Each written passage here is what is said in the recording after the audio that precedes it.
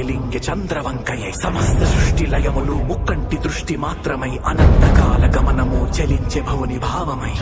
నేను జారిన విభూతి కణవి విశ్వమై వర్ణిల్లె ప్రాణి సకలము అనాది ప్రణవ మూలమై అమేయ భక్త బంధువై